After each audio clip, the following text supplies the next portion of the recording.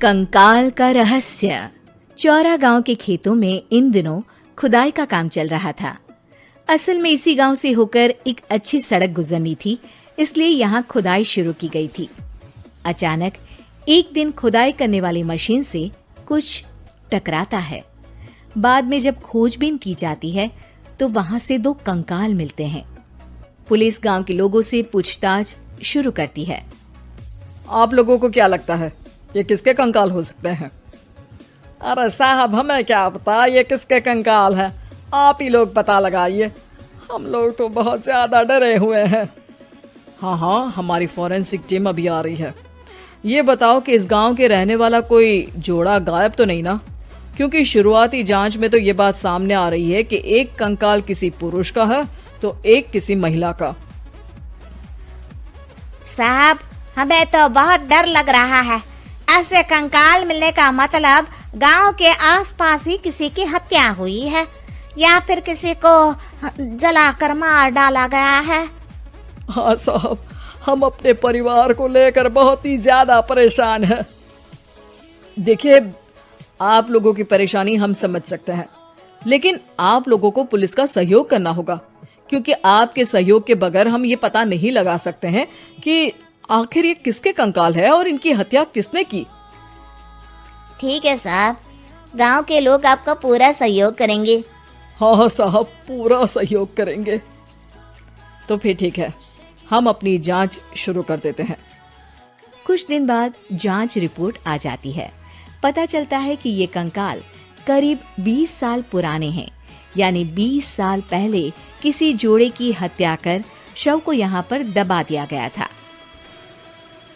Inspector Raghav, ये बताओ कि 20 साल पहले की मर्डर मिस्ट्री क्या आप सुलझ सकती है? हाँ सर, क्यों नहीं, लेकिन अब सबूत और गवाह काफी मिट गए होंगे। मुश्किल तो होगी, लेकिन शायद किसी परिवार को इंसाफ मिल सके। इंस्पेक्टर राघव, आप बिल्कुल सही कह रहे हैं। किसी परिवार को तो इंसाफ मिलेगा ही और किसी को उसके किए की सजा भी मिलेगी। जी सर, मैंने तो जांच शुरू भी कर दी है। 20 साल पहले इस गांव के 2 जोड़े अचानक कहीं गायब हो गए थे। मैंने दोनों ही परिवारों के बाकी के सदस्यों से बातचीत शुरू की तो उन्होंने बताया कि उनके बच्चे शहर गए थे, लेकिन आज तक वापस नहीं लौटे हैं। लेकिन ये दोनों शव किस परिवार के सदस्यों के हैं, ये कैसे पता चल सकेगा? सर, मैंने डीएनए टेस्ट करवा लिया है। आज शाम तक इसकी रिपोर्ट भी आ जाएगी। अच्छा, ठीक है। उसी शाम को सर, डीएनए रिपोर्ट के मुताबिक ये दोनों ही लाशें चौरा गांव के रहने वाले प्रधान सुल्तान सिंह के बेटे और बहू की है। लेकिन इनकी हत्याएं किसने की है, ये कैसे पता लगेगा? इसी का तो पता लगाने की कोशिश में जुटा हूँ सर। आज सुल्तान सिंह से मिलने भी जा रहा हूँ। मेरा बेटा और बहू तो मेरे लिए सिर्फ यादों में ही रह गए थे। हमें उनकी लाशें तक नहीं मिल सकी थी। आज 20 साल बाद उनके कंकाल मिले हैं। मैं अब किसके लिए जीऊं?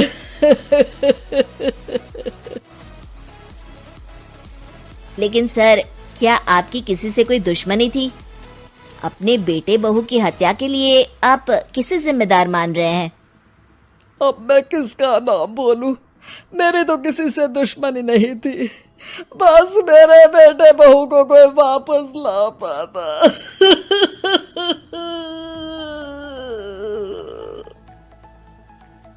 इसके बाद सुल्तान सिंह फूट फूट कर रोना शुरू कर देते हैं।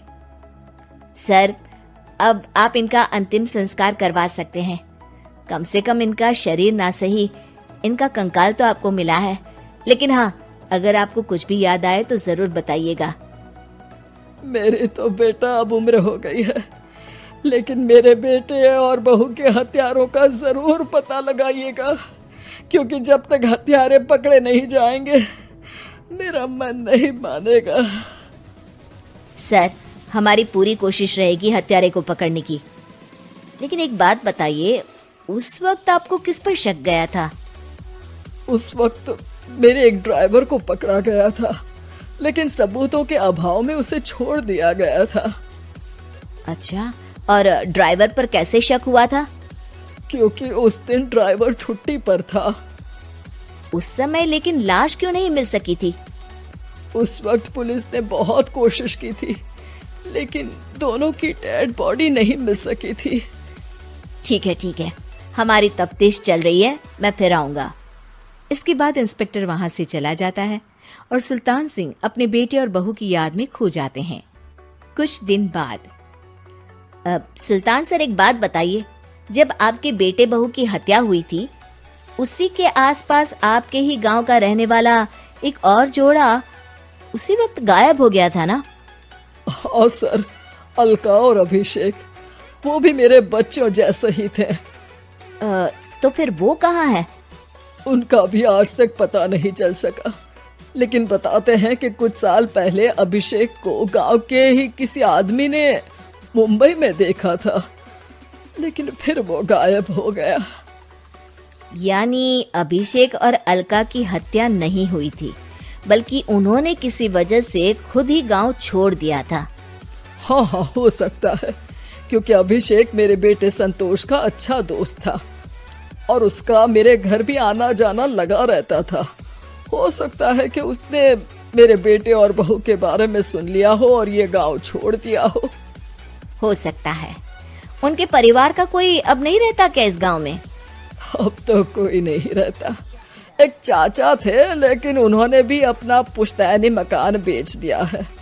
वो भी अब कहीं शहर में ही बस गए हैं। ओह, अभिषेक और अलका के बारे में भी पता लगाना होगा। हो सकता है कि वही इस हत्या के बारे में कुछ बता सके। हो तो सकता है, लेकिन वो बेचारे तो खुद ही वक्त के मारे थे, वो क्या बताएंगे। फिर भी सर, जब केस दोबारा खुला है तो जांच तो करनी ही पड़ेगी, और इस बार तो लाशें भी बरामद हुई है। कुछ दिन तक लगातार तफ्तीश चलती रही। एक दिन थाने से सुल्तान सिंह को फोन आता है। हाँ, कौन बोल रहा है? सर, मैं कांस्टेबल तुलाराम बोल रहा हूँ थाने से। आपको थाने आना पड़ेगा। थाने? लेकिन क्यों? सर, किसी की पहचान करवानी है। अच्छा ठीक है, मैं दोपहर तक पहुंचता हूँ। सुल्तान सिंह दोपहर में थाने पहुंचता है। कई पुलिस के अधिकारी वहां मौजूद रहते हैं।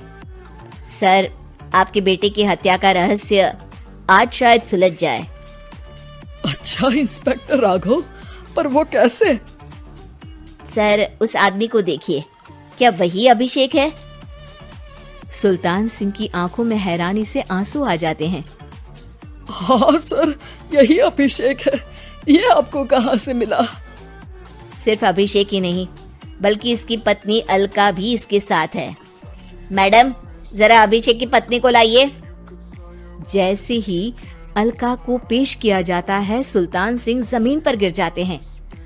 सुल्तान सर, क्या हुआ आपको? आप अलका को देखकर गिर क्यों गए? सुल्तान सिंह सर पकड़कर बैठ जाते हैं। ये अलका नहीं, बल्कि ये तो मेरी बहू रितु है। पूरा थाना एक दूसरे का मुंह देखने लगता है। क्या? इसके बाद हर किसी को दो कंकाल और हत्या का रहस्य समझ में आ गया। अभिषेक और रितु ने मिलकर संतोष और अलका की हत्या की थी और लाश को जमीन के नीचे दबा दिया था। आज 20 साल बाद इस हत्या का रहस्य खुल सका था कि अवैध प्रेम संबंध में 2 मासूमों की जान गई थी।